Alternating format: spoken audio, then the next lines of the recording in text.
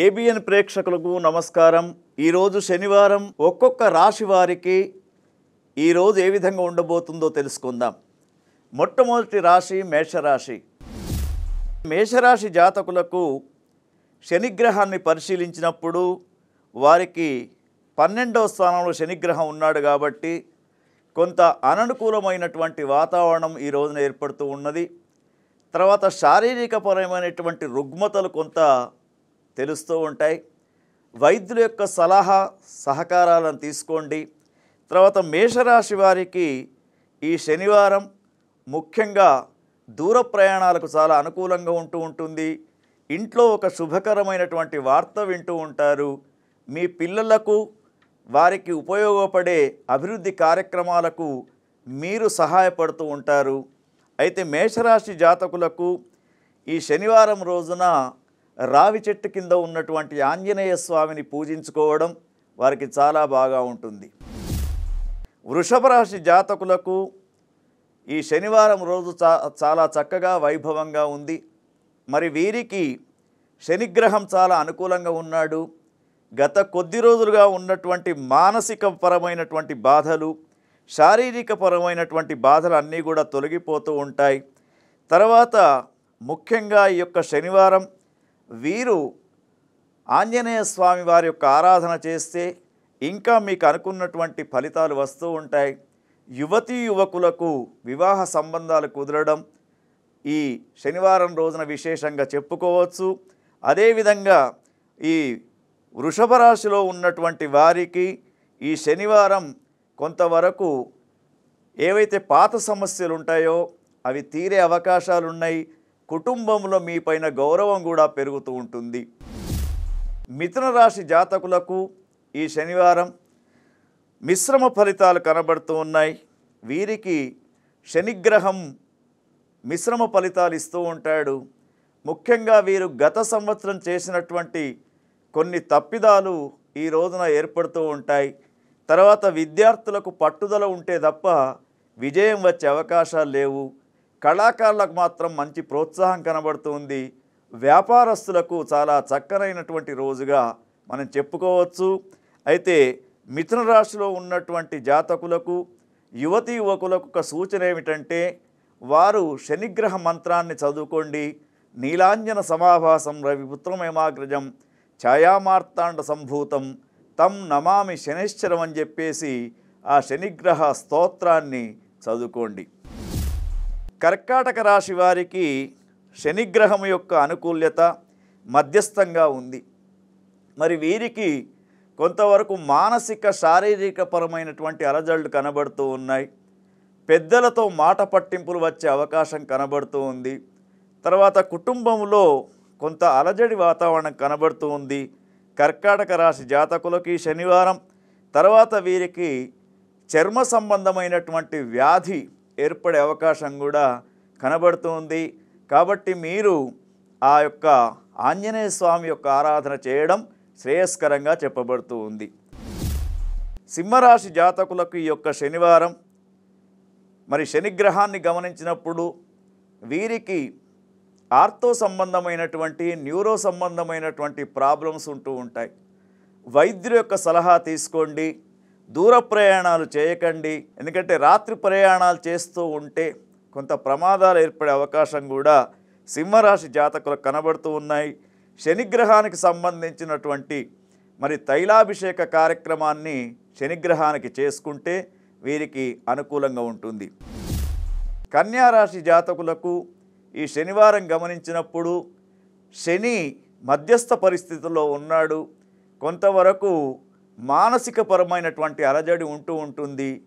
ఏవో వార్తలు తెలుస్తూ ఉంటాయి। అన్నిటికీ కూడా ఆలోచించే శక్తి అనేది తగ్గిపోతూ ఉంటుంది। కాబట్టి మీరు ఈ శనివారం రోజున చక్కనైనటువంటి శనిగ్రహ స్తోత్రాలను చదువుకోండి। వీలైతే శనిగ్రహానికి మరి నల్లని నువ్వులతో హోమం చేసుకోవడం శ్రేయస్కరంగా చెప్పబడుతూ ఉంది। తులారాశి వారికి చాలా వైభవంగా ఉంటుంది ఈ యొక్క శనివారం।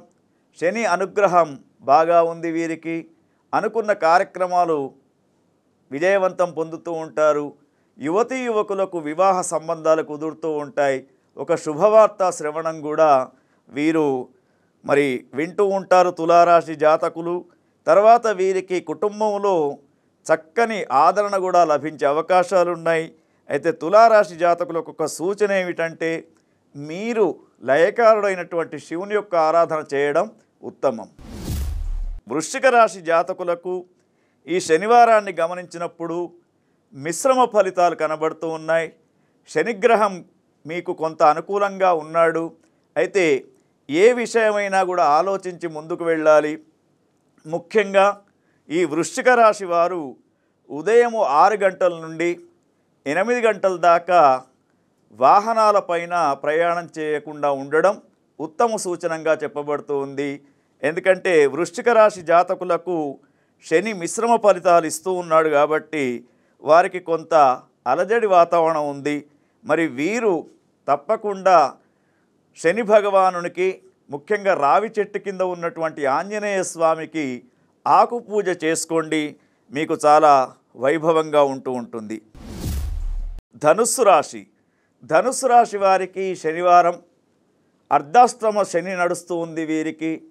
కాబట్టి శనిగ్రహం అనుకూలంగా లేదు కాబట్టి కొంతవరకు శని స్తోత్రాలు చదువుకోవడం, తర్వాత వీలైతే ఈ ధనుస్సు రాశిలో ఉన్నటువంటి వారు 1 కిలో నువ్వులను ఒక నల్ల రంగుతో కూడుకున్నటువంటి ఒక వస్త్రములో కట్టి దేవాలయంలో దానం చేయడం వీరికి ఉత్తమంగా చెప్పబడుతూ ఉంది.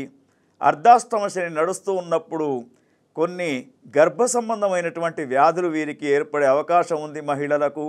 కాబట్టి మరి యొక్క ధనుస్సు రాశిలో ఉన్నటువంటి వారికి సూచన ఏమిటంటే ఈ శనివారం రోజున ముఖ్యంగా శనికి సంబంధించినటువంటి స్తోత్రాలు ఒక్కసారి చదువుకుంటే మీకు క్షేమంగా ఉంటుంది.